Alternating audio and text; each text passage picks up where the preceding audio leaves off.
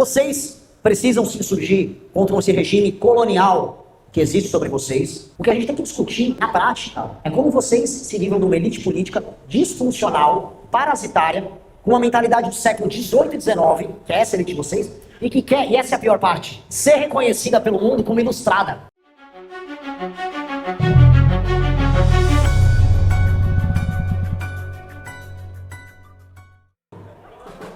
Olá, meus queridos amigos, muito bom encontrá-los. Obrigado a todos. Peço desculpa pela alteração da data. Sei que é sacal alterar a data, mas não foi culpa nossa. Eu juro que eu fiquei muito pistola no dia lá com a Azul, a companhia aérea, mas faz parte do jogo, faz parte da vida. Obrigado por me receber primeiro, tá? Uma honra estar aqui. E, enfim, tô aqui no final da nossa aventura paraense, né? E foi muito legal. Não chegou a ser um Maranhão nos perrengues, mas foi uma aventura logística muito diferente. Porque todos os modais nos deram problema. Cheguei do avião, peguei a estrada de carro, tanto a BR-163 quanto a Transamazônica simplesmente não existem como estrada. Me senti aqueles robozinhos que a NASA manda pra Lua, você vai andando no buraco lá. Complicado. Ok. Fui voar de avião de Santarém para Belém pro evento que rolaria com vocês. Cadê o voo? Ah, não. Deu problema no avião e aí a Azul aqui não queria dar resposta. Tive que ir atrás, sei lá, dos diretores da Azul lá em São Paulo. Vai ter avião, eu preciso ir para Santarém. Conseguimos. Preciso ir para Belém para voltar para Santarém. Nós conseguimos. Ok. Fomos na sequência de barco. O barco deu problema. Então, água deu problema, terra deu problema, água deu problema e barco deu problema 2 vezes. Mas estamos aqui, porque é legal passar por esse périplo, passar por essa dificuldade, para entender que uma das características centrais do sofrimento paraense é logística e infraestrutura. Vocês são sabotados do ponto de vista da logística e da infraestrutura. Vocês não estão conectados ao Brasil. Acho que pior que vocês, só o Amapá, que não tem nem conexão por terra. É tipo, tem um Amapá lá e eles fiquem lá. É absurdo. E eu falei isso no evento em Santarém, eu acho importante falar com vocês qual é a tese do Partido Missão sobre o Pará. Para vocês se situarem sobre isso. Quando eu digo tese, é qual o entendimento histórico e político a gente tem sobre o Estado para poder trabalhar ele num contexto nacional. Pois bem, mais do que qualquer outro lugar no Brasil, o Pará é uma colônia. O Pará é uma colônia, ele é um entreposto do Estado brasileiro, aqui, nesse território, que tem um feitor, que tem o dono. E quem é o dono hoje do Estado do Pará? É a família bandida e corrupta dos Barbalho, que estão interferindo no Estado de vocês há mais de 100 anos. Veio um cara lá pelo Maranhão, francês, Fontelli, do não sei o quê, foram lá se multiplicando, e vocês estão com essa praga aqui até hoje. Qual é a função do Barbalho, ou da família Barbalho aqui? Eles são os feitores da colônia. Aqui é uma colônia de exploração, em que os recursos naturais são explorados. Essa elite local administra a exploração dos recursos naturais. Uma parte do recurso fica com eles, outra parte é enviada para Brasília, e uma população de coitados é mantida aqui na miséria. Aí você vem com uma nova camada. Qual é a camada que a gente coloca por cima disso aí? É a camada das ONGs e da Constituição de 88, que passam a impedir o desenvolvimento natural, porque mesmo na colônia dos Barbalho, mesmo no regime colonial imposto a vocês aqui, há o desenvolvimento, há a força humana. Milhares de pessoas foram colonizar os interiores, milhares de pessoas querem trabalhar, querem construir. A região do Tapajós começa a apresentar um desenvolvimento similar ao Mato Grosso. O que acontece? Atenção! ONG, demarcação, impedimento do desenvolvimento. Um eterno impasse, uma eterna perseguição, uma impossibilidade de se realizar do ponto de vista econômico. Pessoas que foram levadas a migrar para cá para o Pará, para se estabelecer no interior, são expulsas das suas fazendas, dos seus sítios, são tratadas como bandidos. Espécies que precisam ser preservadas, são tornadas elas próprias totens que impedem a espécie humana de se desenvolver. Tribos indígenas que desapareceram supostamente no século XVIII retornam agora sem sangue indígena mais, mas com sangue caboclo brasileiro, e se tornaram agora titulares de determinadas regiões, a ponto de parar a produção da acarajé. Tudo isso impedindo o desenvolvimento, vamos colocar aqui, natural, o desenvolvimento não colonial do Estado, o desenvolvimento real que as pessoas conduzem. Porque o desenvolvimento colonial, tocado para essa elite minúscula que administra vocês, ele continua. As licenças ambientais dos amigos dos barbários continuam. Agora, o desenvolvimento econômico do pequeno produtor, do pequeno empresário, esse não funciona. Esse é sabotado. Esse não pode acontecer. O desenvolvimento de quem vem de baixo é impedido de rolar. A superioridade da oligarquia tem que sempre ser mantida. A oligarquia chegou a um ponto de fazer uma festa da colônia, que foi a COP30.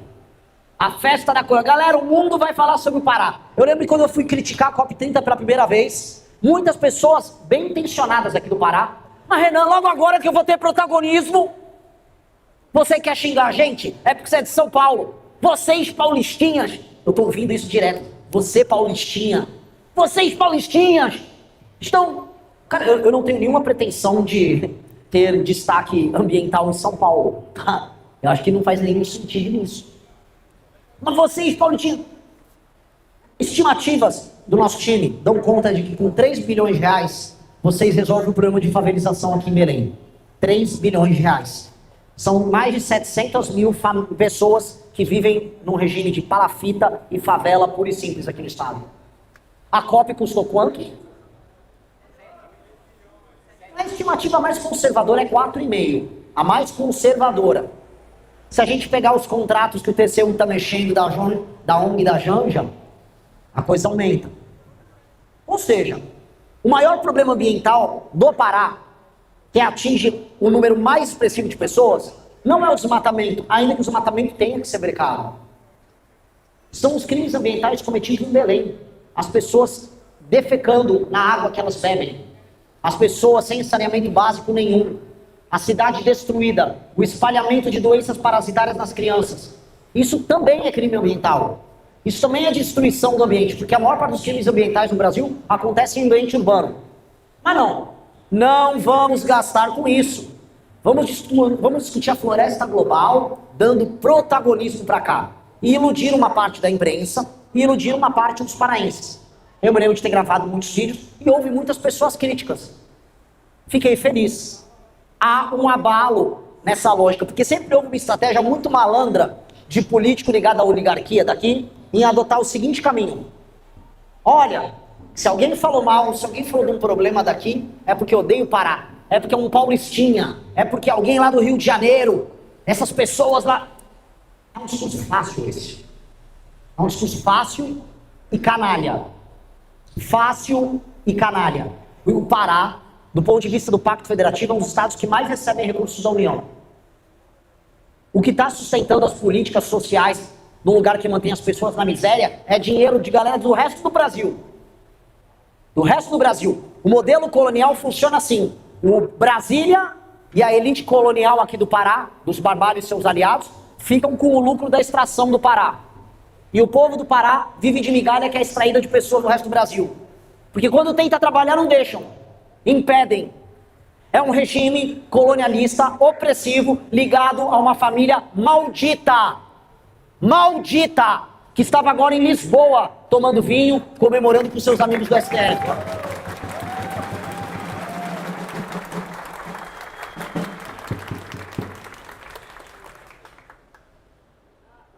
Vocês precisam se insurgir contra esse regime colonial que existe sobre vocês, para se fazerem respeitados, para ganharem autonomia e para libertarem uma massa populacional muito, muito, muito pobre. Eu fui em Melgaço. Eu nunca vi nada igual Melgaço em todo o Brasil. E olha que eu estou rodando nos lugares mais difíceis do Brasil. Fui em Paraisópolis, em São Paulo, tem muito crime organizado. Fui em favela no Rio de Janeiro, fui para o Maranhão. A humilhação de ser humano em Melgaço não encontra paralelo em lugar nenhum. E Melgaço existe. Está lá, acontecendo. Eu cheguei, quando eu cheguei na Ilha do Marajó, eu comentei dos problemas envolvendo exploração sexual de crianças, e um jornalista que é um sujeito de boa fé, correu. Calma aí, isso acontece em outros lugares do Brasil também. Como se eles não quisessem, eu não posso ficar marcado por isso. O problema é que acontece, e muito. Então tem um discurso, e é uma prática que vocês têm que tirar do coração de vocês, que é fazer a defesa irrestrita do Pará, como forma de apagar os problemas gravíssimos que acontecem no Pará. Porque quem usa dessa defesa e quem usa desse discurso é a elite para manter vocês apartadas da solução. Que é como se fosse assim, se você criticar o regime colonial barbarista, você odeia o Pará. E não podem comprar esse discurso. Se vocês comprarem esse discurso, vocês estão lenhados. Esse discurso administra vocês por anos. A obrigação de vocês é falarem dos problemas do Pará. O tempo todo. Porque só assim vocês despertam.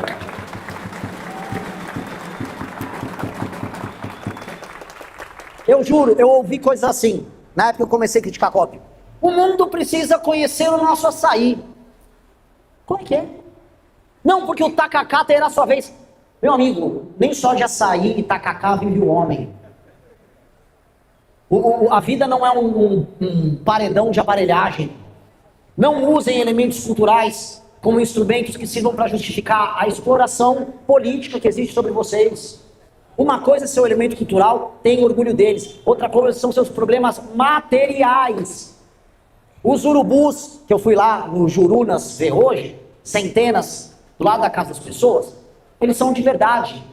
Eles não são um holograma, eles não são uma projeção. Aqueles barracos não são hologramas. Aquela mulher, a dona Benedita, que eu visitei ontem, que tinha 8 filhos, um preso, todos os outros no Bolsa Família, ela já tem com 46 anos 5 netos. Ninguém com atividade econômica. O marido dela, bêbado às 3 da tarde, desculpa o termo, se mijando de verdade na casa dela. Ela existe. Ela tem CPF, ela tem RG. As contas dela estão sendo pagas com dinheiro que vem de outros brasileiros.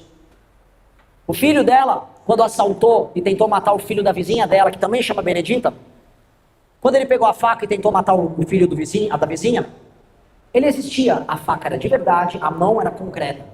E eles são aqui do estado de vocês. Ou seja, os problemas são reais, eles são materiais, eles existem. Então, a primeira coisa que vocês têm que fazer, não deixe cair numa espécie de um orgulho terceiro-mundista e vitimista que impede vocês de encarar os próprios problemas. Eu vi isso quando eu fui no Ceará. Eu estava numa cidade do interior do Ceará, o radialista, é porque vocês do sul nos sabotam uma ova. Santa Catarina nunca teve Sudene. Santa Catarina se desenvolveu sozinha, sem o governo federal olhar para Santa Catarina. O governo está criando planos para as regiões menos desenvolvidas do Brasil, pelo menos desde os anos 50. Santa Catarina não foi sustentada pelo Pacto Federativo. Eu falei isso para o radialista. Vocês do Ceará, à época, eu disse para eles, vão ter que resolver os próprios problemas. Isso passa por superar a elite política que vocês idolatram. Mesma coisa eu digo para vocês. Eu vim aqui provocar vocês. Eu não vim aqui para vocês, o Renan, nosso presidente. Não. Eu vim provocar, eu vim irritar vocês, eu vim irritar a passividade que existe aqui no Pará. A passividade! Vocês ficam passivos diante dos bandidos que te roubam. Vocês reelegem isso. Os seus pais aceitaram isso por décadas. É uma passividade. E a passividade que eu sempre vejo no Norte e no Nordeste. Eu não vejo no Rio Grande do Sul. Eles erram pra caramba, mas estão sempre bravos. Estão sempre lá se espetando. Eu vejo passividade. Eu vi na casa dessa mulher, que bebe água do esgoto, eu vi um cartaz de uma vereadora da cidade dela. Mas por que tem um cartaz aqui se só tua vida é uma merda? Ela é boa. Ela é boa. Como ela é boa? Essa passividade, esse amortecimento, não pode ser aceito por vocês. Vocês precisam de um despertar. Vocês precisam tomar o que é de vocês. Eu não estou aqui falando com vocês sobre eleição presidencial. Eu estou falando aqui sobre o que eu senti quando eu viajei. Eu vim aqui para o estado de vocês e eu vi uma potencialidade gigantesca em inúmeras regiões, em inúmeras áreas. De fato, aqui é um lugar para ter energia pra caramba. Aqui tem terra rara, aqui tem terra não rara, uma terra abundante. Aqui tem minério. Aqui tem povo trabalhador. Eu acabei viralizando em Rurópolis. Povo raçudo, trabalhador de Rurópolis. A galera de Santarém, trabalhadora. Então tem terra, tem capital humano, tem recursos naturais, e tem uma sabotagem que é uma elite. Vocês sabem onde mexer. Eu poderia ficar falando só da parte boa, de como a gente pode fazer zona econômica especial para poder trabalhar essa potencialidade dos recursos minerais que vocês têm sobre o solo de vocês, não apenas para pegar bauxita como vocês têm aqui e mandar para a China, para falar o que a gente precisa fazer para ter os laminados feitos de alumínio, os trefilados, perfilados, ou seja, a gente já avançar na cadeia do alumínio. Aí a gente ia discutir preço da energia, que a de vocês é uma das mais caras no Brasil, se não a mais cara, discutir infraestrutura, discutir leis trabalhistas, discutir formação de capital humano e cursos técnicos para as pessoas. Mas de nada vai adiantar eu discutir o que eu posso fazer como presidente, se o Pará não discutir o que vai fazer com essa elite que sabota. Se o Pará não se vê como um solo enfrentamento. As discussões que eu estou vendo lá, teve aquela discussão de dividir o Estado. Não, vai ter agora 3 estados, não vai ter 2 estados. Meu amigo, isso não vai mudar nada. Isso não vai mudar nada. Isso só vai aumentar o número de deputados e senadores. O que a gente tem que discutir, na prática, é como vocês se livram de uma elite política disfuncional, parasitária, com uma mentalidade do século XVIII e XIX, que é essa elite de vocês, e que quer, e essa é a pior parte, ser reconhecida pelo mundo como ilustrada. O Helder Barbalho, que é um vaidoso, mas é um cafona, e eu falo isso andando de galocha aqui. Ele é um vaidoso cafona. O Helder Barbalho, que é um vaidoso cafona, quer ir para Nova York, ele quer ir para Lisboa e ser reconhecido. Ai, ambiental, Macron, meu amigo Macron, olha só, estou discutindo o meio ambiente aqui. Aí quando ele vem aqui e precisa ir no porto, para tipo, de volta igual ele estava fazendo anteontem. Ele chegou lá, foi embora 5 minutos antes da gente chegar.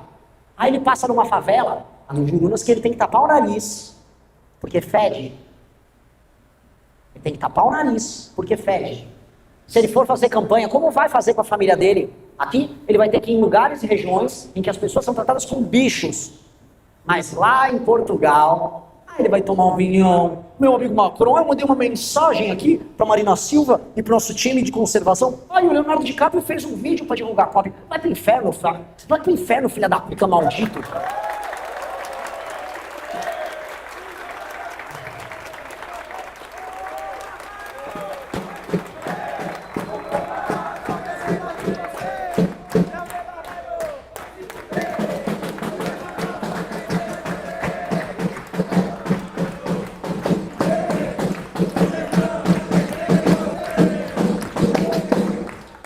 E eu volto a falar, a energia que vocês têm que ter é baseado em raiva.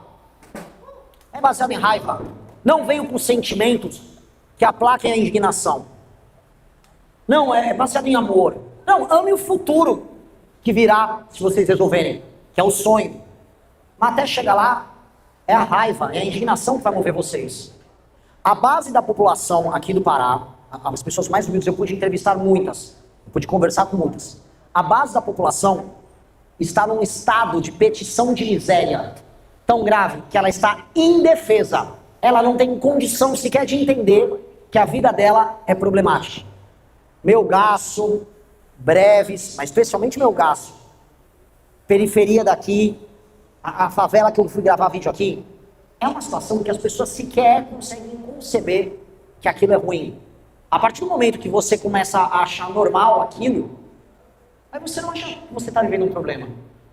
As pessoas não são cutucadas para alterar. E tem uma base da população, ela infelizmente vai continuar vendendo o seu voto e vendendo o seu apoio para a elite, sem saber das consequências. A base da população, como é muito pobre, ela vende a janta para pagar o almoço. Ou seja, ela rifa o futuro dela para ter o presente. Então ela vota no político ladrão e nas oligarquias, se isso garantir rápido para elas um empreguinho na prefeitura, 1 milhar de telha para terminar a casa, um pneu para a Kombi que o marido trabalha, ou grana pura e simples. Ou seja, é adiantar a valor presente os benefícios de um futuro que ela mesmo rifou. Então não virá, infelizmente, da população mais humilde. Todas as revoltas que importam vêm da classe média. E vocês são pessoas de classe média aqui. Classe média baixa, talvez alguém de classe média mais alta. Todas as revoluções vêm da classe média. E vocês precisam entender isso. Vocês precisam assumir a responsabilidade sobre o próprio destino. Quando eu montei o nosso partido, é porque eu quero que a minha geração assuma a responsabilidade do destino do próprio país. E que ela tome isso das outras gerações. Ela tome, que ela não ceda. É por isso que eu nunca cedo a Flávio Bolsonaro, a lulismo, a ninguém. A gente era motivo de piada, a turma do voto nulo. O MBL, Rodrigo Constantino, eles terão 150 votos. Flávio Bolsonaro e Carlos Bolsonaro, quando eu apareci com a pré-candidatura. Pelo amor de Deus, esses não vão aparecer com 1%. Eles não entenderam o que estava acontecendo. Eles não viram o que estava acontecendo. Hoje, eles temem já. Flávio lançou um plano patético de segurança pública, imitando tudo que eu falava em termos de combate ao crime organizado. Só faltou esquecer que ele próprio é amigo de membros do crime organizado, tanto de milícia quanto do Comando Vermelho no Rio de Janeiro. E aí eu vou ter que perguntar isso para ele nos debates. E eu quero ver o que ele vai responder. Tanto que o nome dele não pode ser mais Flávio Bolsonaro. É o Flávio Bacelaro, que é ele ligado ao Bacelar do Comando Vermelho, que está concorrendo à presidência. Mas quando eu montei o partido com os meus amigos, com as pessoas do MBL, eu montei porque nós assumimos uma guerra geracional. Uma força, uma vontade em fazer com que uma geração de pessoas diferentes, não só de idade, mas de mente, tomasse o poder de quem humilha a gente diariamente. Eu vi 3 decisões hoje de cortes diferentes no Brasil, das mais bizarras. Tribunal de Contas do Estado do Rio de Janeiro tornou 3, meu Deus do céu, 3 ministros dos Tribunais de Contas, milionários de um dia. Só um recebeu, toma 3,7 milhões. Porque sim. Hoje descobrimos que o Vorcaro aparentemente tinha na folha de pagamento dele o diretor da Polícia Federal e o Procurador-Geral da República. E hoje, para lacrar, o STF pega e gera insegurança jurídica por um tema sensível no Brasil hoje, que são as falsas denúncias de crimes sexuais, praticamente condenando um inocente e colocando num altar uma mentirosa, que é aquela Mari Ferrer, só para lacrar, vou lacrar. É um país que até o passado é incerto, que não existe mais transitado julgado, que para os amigos tudo, para os inimigos nem a lei, porque a lei é inventada. É um país que não tem sentido, é um país que é tocado por bandidos de toda sorte, corruptos de toda sorte. É um país que virou um acordo entre os grandes senhores que administram ele, senhores do setor financeiro, setores da justiça, setores dos sindicatos, da mídia. Eles fizeram um grande acordo, todos eles ganham dinheiro, e vocês são os burros de carga. Eu não vou ser burro de carga. E não é nem porque eu amo o Brasil, é porque eu não quero ser burro de carga. Eu não aceito isso pra mim. Primeiro é um ato individual. A raiva contra as pessoas que abusam de você é uma raiva que é individual. Eu faço isso por mim, eu faço pela minha família, eu faço pelos meus amigos, eu faço isso pelo Estado, pela cidade que eu vivo, pelo país que eu vivo. É isso. Mas a decisão inicial é uma decisão individual. De não aceitar, de ver um desses vagabundos, e pode imaginar qualquer um, de sistemas de taxação da receita cada vez mais sofisticados. Aí aqui, leis ambientais, aí vem um vagabundo, aqueles putinhos do ICMBio, com aquele coletinho lá, prendendo o agricultor. Ou seja, eles te oprimem como um escravo, tudo em nome dos direitos humanos. Que tudo isso que eu cito aqui é feito em nome dos direitos humanos, dos direitos fundamentais. O direito fundamental que faz você prender o agricultor. O direito fundamental que tem que garantir a ampla defesa de qualquer ministro do STF, para que nenhum caso recaia sobre eles, para que eles possam enriquecer de maneira ilícita, sem nunca serem pegos. Porque você está atacando a democracia, que é um direito fundamental, caso você queira punir um ministro do STF que esteja envolvido em escândalo de corrupção. É isso um país? Isso não é um país. Nesse sentido, o Brasil e sua colônia Pará são muito parecidos. O que nós precisamos é uma mudança de regime. É uma mudança na forma como as coisas são conduzidas. Num país que busca criar gente de classe média. Num país que acredite que o trabalho das pessoas é o que vai torná-las ricas. E não o acordo com quem está no topo ou a migalha para quem está na base. É um país que exista justiça e exista na capacidade de autodefesa um verdadeiro senso de soberania. E não fazer card com cachorro caramelo e cartão do Bolsa Família para dizer que se ama o Brasil. Esse Brasil é possível de ser construído, e ele tem que ser construído em todos os seus estados, em todas as suas regiões. E é por isso que com uma pré-campanha paupérrima, sem grana, e graças a Deus vocês estão acompanhando. É campanha no barco, é campanha na rede, é campanha de carro, Eu fiz, sem grana nenhuma, campanha logisticamente mais ambiciosa. Eu visitei muito mais cidades que todos eles. Eu e meu time visitei mais estados que todos eles. Eu vi mais problemas e falei com mais pessoas do que todos eles. E isso me qualifica a ser um líder melhor do que eles. Porque o projeto nosso é o projeto do nosso país. É o projeto que vai unir a solução para Santarém, para a periferia de Belém, para Marajó, com Porto Alegre, com Caxias, com São Paulo, com Rio, com Goiânia. É um projeto que unifica o Brasil porque ele faz sentido como um todo. O nosso projeto envolvendo terras raras vai beneficiar quem mora aqui e trabalha aqui, e o estudante do ITA lá de São José dos Campos, lá em São Paulo. Todo mundo vai se beneficiar disso. O trabalho nosso envolvendo agro e infraestrutura vai beneficiar o engenheiro formado lá no Paraná e vocês que moram aqui. E o agricultor lá do Mato Grosso. O investimento em energia vai beneficiar do investidor, a pessoa que faz a pesquisa na área, o universitário e a pessoa que vai pagar uma conta de luz menor. Esse tem que ser o projeto Brasil. E não um país que beneficie feitores, vagabundos, famílias oligárquicas malditas. Pisem nesses senhores, odeiem eles com toda sorte. Usem a força que vocês têm para repudiar essas pessoas.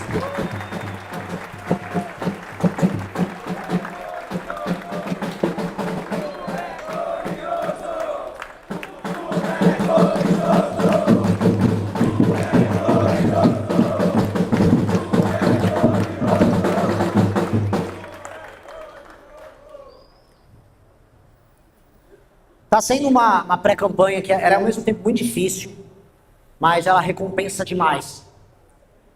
Ontem, né, foi muito estressante. Bom, você estava junto, você viu.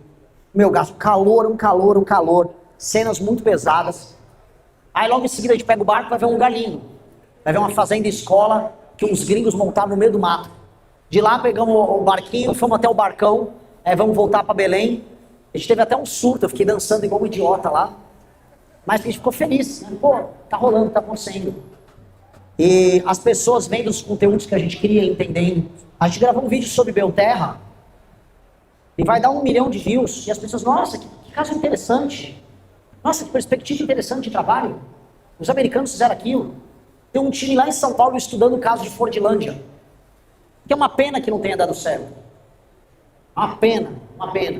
Que é um daqueles projetos ambiciosos típicos dos americanos no começo do século XX, que poderiam ter trazido um desenvolvimento capitalista aqui, se desse certo, tal qual aquele que nós tivemos no centro-sul do Brasil, quando montadoras se instalaram no sul do Brasil. Quando eu falo sul, eu falo São Paulo. Então, a pré-campanha vem sendo uma loucura. Eu vou embora amanhã, daqui, aí vou para o Rio Grande do Sul, aí vou para São Paulo, aí vou para o Rio de Janeiro, aí vou para o Mato Grosso, Goiás, e vou ficar rodando. Mas tudo isso está construindo um modelo de proposta tão diferente para o país e tão generoso para o país que se a gente ganhar, ele só pode dar certo. Eu sinto também que as coisas chegaram a um nível de esgotamento em que não dá para parar por aí. Hoje, eu vou explicar esse esgotamento. Hoje, o senhor Flávio Bolsonaro, meu concorrente direto ao segundo turno, que eu vou tirar esse puto aí, do Flávio Bacelar.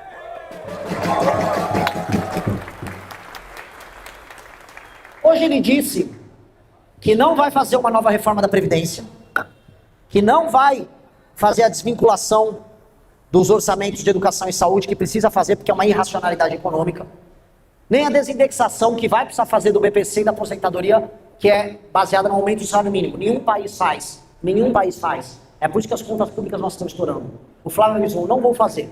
Não fazer essas 3 coisas é certeza de estouro nas contas públicas. Certeza de quebradeira. Ele avisou, não vou fazer. Ou seja, na hora de me imitar na proposta, que é difícil de defender, esse puto, esse covarde, não imita. Aí na hora de imitar, eu vou prender e neutralizar, aí ele imita.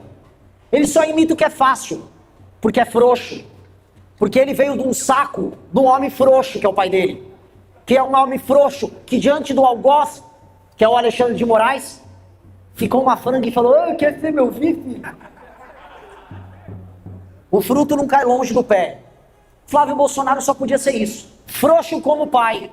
Não foi isso que o meu pai me ensinou, mas foi isso que o pai dele ensinou a ele. Então, na hora de enfrentar o que é difícil, já regou para uma reforminha. Não consegue fazer uma reforminha. Aí sabe o que aconteceu? Curva de juros, expectativa de juros futuro do Brasil estourando. As pessoas cada vez menos imaginam que o Brasil vai melhorar se esse idiota ganhar. E como esse idiota cada vez menos tem chance de ganhar, a perspectiva sobre o Brasil está nebulosa. E sabe o que acontece? Olha a responsa nossa. Quem está em terceiro nessa porra? A gente. E não é o Renan, é a gente. Nós, desacreditados. Olha só como o destino é.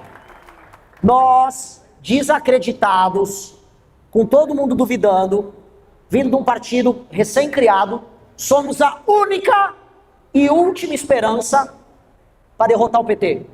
Pararam para pensar nossa resposta?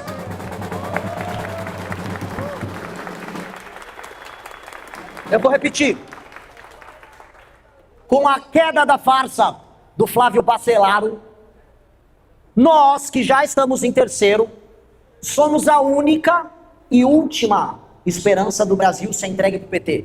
Olha a responsa de todos vocês, com a idade de vocês, filhos dos pais de vocês, diante disso. Sobrou para nós. Se não formos nós, é o Lula que vai ganhar.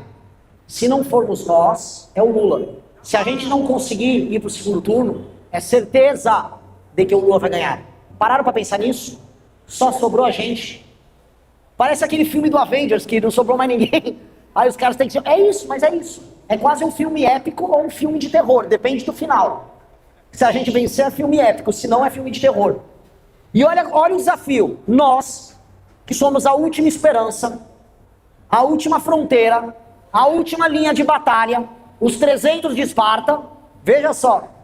Temos que convencer nossos pais e avós de que eles estão errados e ainda apoiar aquela família de ladrão, para salvar eles do erro de ter o Lula novamente. Olha como a guerra é difícil. A gente vai ter que convencer as pessoas que a gente ama de que elas não podem errar, senão, como elas sempre falaram, senão o PT volta, senão o PT fica. Então é muito mais difícil. Mas nós somos o grupo das coisas difíceis. Nós somos o grupo do caminho mais complicado. Nós somos o grupo que é sempre duvidado. Nós somos o grupo que as pessoas menosprezam. Nós somos o grupo que foi cancelado 1, 2, 3, 4 vezes. Nós somos o grupo que derreteu. Nós somos o grupo irrelevante dos 150 votos, do ninguém dá bola para eles. Mas também nós somos o grupo que derrubou a Dilma Rousseff em 2015 e 2016.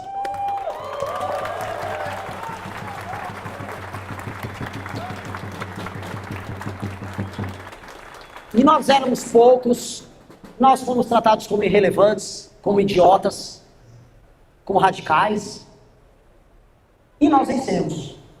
Então, se nós vencemos essa eleição, não será a primeira vez. E é isso que esquecem. Não será a primeira vez. A gente já sabe como fazer isso. A gente tem no DNA a vitória sobre o PT. Nós surgimos derrotando o PT. Nós sabemos como fazer isso. E por que não derrotamos mais depois?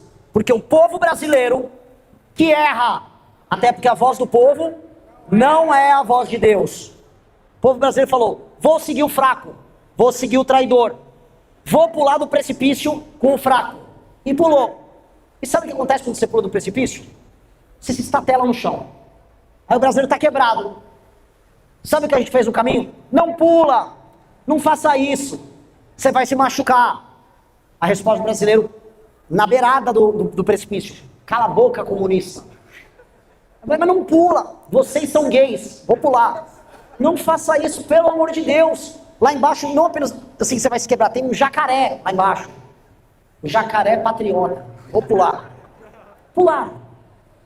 Tinha um jacaré, tinha uma sucuri, para falar de bicho da região, né? E o brasileiro está todo ferrado. Mas nós avisamos. Nesse ponto, os outros nomes da terceira via não avisaram. Eles seguiram pro precipício e falaram, ó vai, você vai pular aí, hein?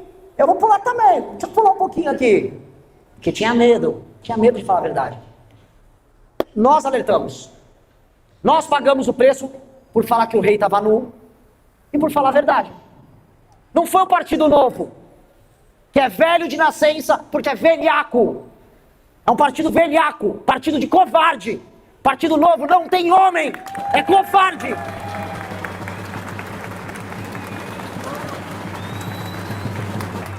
Quando o Zema decidiu ser brabo, olha, é inaceitável o que o Flávio Bolsonaro tá fazendo. Nossa, que testou 889 de testo, 1.000 de testo na piada, né? O partido desconvidou ele de eventos e organizaram um motim dos candidatos, tocado por um picareta chamado Jeffrey Chiquini, lá do Paraná, pelo covarde do Marcel Van Hatten. Partido de rato e puxa-saco. Eles têm culpa na situação que nós estamos agora, porque eles não apontaram o problema. Eles são aquele familiar seu que vê um dos membros da família afundado na bebida e não tem coragem de falar: homem, sai da bebida, para de beber que você vai morrer. Eles puxaram uma cerveja e foram beber juntos, sabendo que se eles morrerem, eles ficam com a herança daquele velho. É isso que o Partido Novo fez. Deixou o brasileiro beber, entrar na cachaça do erro bolsonarista, sabendo que uma hora o Bolsonaro morre e eles ficam com o espólio eleitoral. Não é isso que essa bosta fez? Não é isso que essa bosta quis? Só faltou avisar a gente que fez o caminho oposto e agora quando eles achavam que iam levar o eleitorado, não vai levar! Não vai!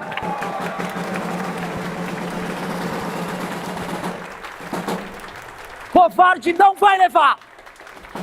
Não foram eles a passar pelo inferno que a gente passou, tendo família perseguida. Não vão levar! Nós não vamos deixar. Para resolver o problema do Brasil não dá para aceitar covarde. Eu não vou, Zema não será nunca meu vice. Nunca! Nunca será presidente. Partido de covarde, enganadores do sonho alheio. A gente ajudou a despertar as pessoas e os primeiros a despertar foram os mais novos. E os mais novos acordaram. E estão se levantando e caminhando com a gente. Quando a gente se sente mal, a gente anda e vê coisas que você nem acredita. Ontem a gente estava andando com o barco e do lado de um lixão, os caras levantam. Eu gravei, graças a Deus, o Rizzo gravou um vídeo disso. Os caras, Renan, vamos ganhar. Eu, caralho, quem é esse cara? Quem são essas pessoas? Eu tava fazendo um vídeo lá no lixão, veio uma moça, uma motogirl, sem capacete, claro que é o costume daqui. Eu soube que no Pará é proibido usar capacete. Só uma multa se tiver de capacete. E ela, Renan, vamos fazer um vídeo aqui. Eu, tá, vamos lá. É tão proibido que até eu andei sem capacete lá, tá? Não vou escapar também da minha infração. E as pessoas, vamos, continua. E a gente foi continuando. Quando faltou dinheiro, doaram. E aí quando vai faltando, você começa a duvidar de si. Porque eu pessoalmente nunca fui candidato. Eu duvido de mim o tempo todo. Eu não acredito que eu seja esse cara que vocês imaginam que eu seja. Eu acordo sempre cheio de dúvidas. Eu não acredito no heroísmo barato. Eu não sei se eu vou falar bem na TV. Você fala, o Renan vai mandar muito nos debates. Eu falei, meu Deus do céu, para de falar isso. Espero que sim. Mas eu só sei que eu vou fazer o melhor o tempo todo. E se a gente não vencer, a gente vai morrer tentando. É isso.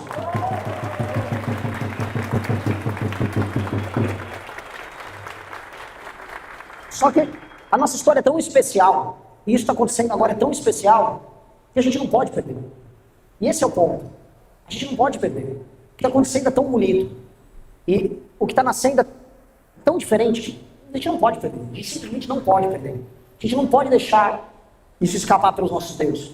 Diziam assim, Renan, puta, a gente descobriu que você é um baita, isso lá para março.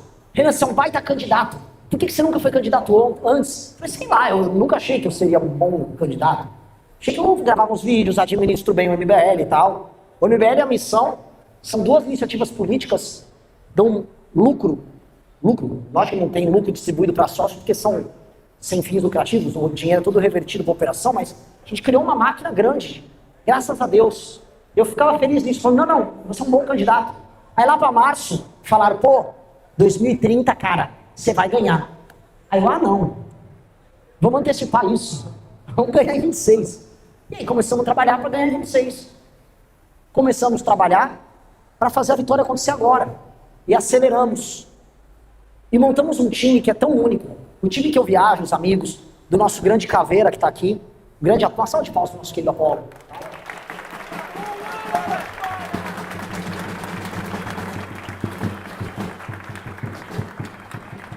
Para o nosso grande Pedrinho, tá Pedrinho Montes, esse garoto vai ser presidente, tá?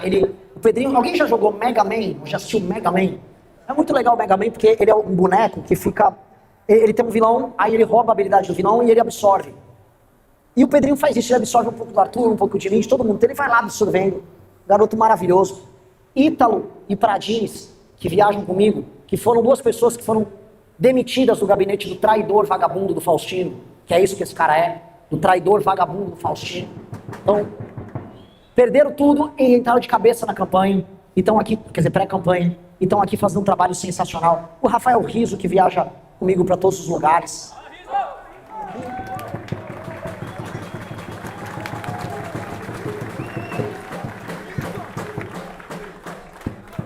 Lógico que tem um time do escritório lá em São Paulo, que também é um time fenomenal. E, claro, mas é um time pequeno. Eu juro que o time da pré-campanha, se der 22, 25 pessoas, é muito. Não tem marqueteiro, não tem agência, não tem guru, tem nada. Tem um grupo de WhatsApp, ou uns 2, 3 grupos de WhatsApp, com pessoas muito talentosas, muito criativas, fazendo o que precisa ser feito. E fora disso, tem milhares de pessoas doando, divulgando, tem da pré-campanha mais engajada de todas em redes. Isso é muito especial. Isso realmente nenhum deles tem. E eu sei que, com certeza, em 30, a gente vai subir a rampa. Só que a gente vai subir a rampa para a reeleição, que a gente vai dar em 26, cara.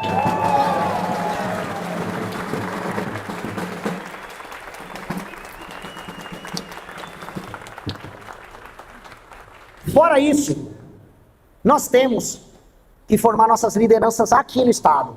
Não adianta eu ficar falando de derrotar a oligarquia dos barbários, quando a gente ainda não formou um grupo de pessoas maduras a ponto de assumir essa posição. Nós ainda não temos candidato ao governo. E eu acho que, sendo honesto, eu acho que não teremos candidato ao governo aqui. Nós temos que terminar de montar a nossa chapa para deputado. Precisa de mulheres corajosas. Falam muito de mulheres na política. Agora, para mulher querer entrar na política é difícil. Tem que cortar um dobrado para convencer. Não querem. Tem que correr o risco junto com os homens. Tem que correr. E falo aqui como o não feminista aqui, sendo muito sincero, é muito mais difícil fazer política sendo mulher. Os ataques que as mulheres sofrem são 2, 3 vezes maiores. As piadas que as mulheres sofrem são mais terríveis. Só que nós somos o grupo daqueles que tomam muita porrada mesmo. Então, assim, será muito mais difícil mesmo. E se vocês acreditam na gente, vocês, mulheres que acreditam na causa, precisam se expor também. O que eu garanto pra vocês é que a gente vai tomar porrada sozinho e vai devolver a porrada junto. Nós vamos devolver a porrada junto. Como devolvemos com a Amanda. Todas as vezes tentaram matar a Amanda. O caso da Amanda, que hoje é minha coordenadora de campanha, tentaram matar ela. Na casa dela, com o PCC invadindo a casa dela, com um jornalista de esquerda divulgando o endereço dela, com um maluco psicopata indo atrás dela, seguindo ela com faca, todos os dias, até prender ele, agora querem soltar ele. Então, sim, é mais difícil, mas sim, eu preciso de vocês. Preciso de candidatas. E preciso que os nossos candidatos, aqui no Estado, estejam prontos e qualificados e treinados, e que gravem mais vídeos. Se eu gravo 5 vídeos por dia, vocês vão gravar 5 vídeos por dia. Se eu gravo 10, vocês vão gravar 10. Mas, Renan, você tem mais editor. Foda-se, eu tô há 12 anos fazendo isso, eu mereço ter mais editor. Vamos camelar, caralho. É mais vídeos, é mais conteúdo, é mais produção. Tem que ralar, eu fui a pé até Brasília. Desculpa falar, quando eu comecei essa porra era mato. Fui a pé até Brasília, acampei no Congresso. É a hora de vocês comerem grama. É a hora de vocês, candidatos, não dormirem. Essa é a hora da ambição, da energia. Gravem mais, produzam mais. Se vocês acreditam que eu posso vencer a eleição, isso significa que nós vamos sair como deputados, no plural, daqui do Pará.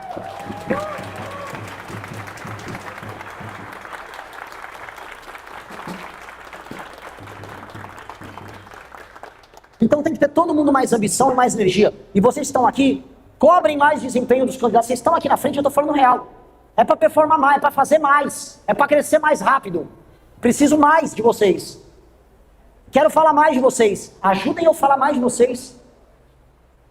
Há pessoas que estão destinadas a mudar o país. Vocês têm que se enquadrar nisso. O trabalho de vocês aqui no Pará é muito mais árduo. Como eu falei, vocês partem de um princípio aqui, que é um princípio do regime, como eu falei, colonial. Vocês têm uma guerra no próprio Estado, e vocês têm uma participação na guerra no Brasil. Então vocês têm que ser soldados de elite.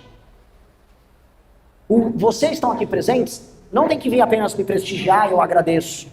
Mas tem que participar de reuniões, tem que entrar nos grupos, tem que pensar em maneiras de viabilizar todo o time. É isso que nós precisamos. É participação direta. Há uma chance real de vencer, como eu disse agora há pouco. Estranhamente, nós somos a última chance.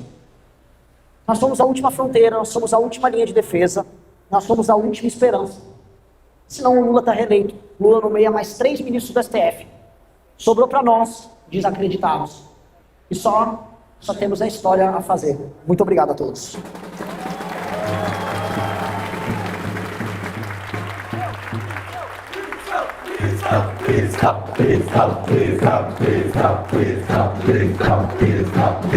Gostou desse vídeo? Se inscreva em nosso canal e nos ajude curtindo e compartilhando.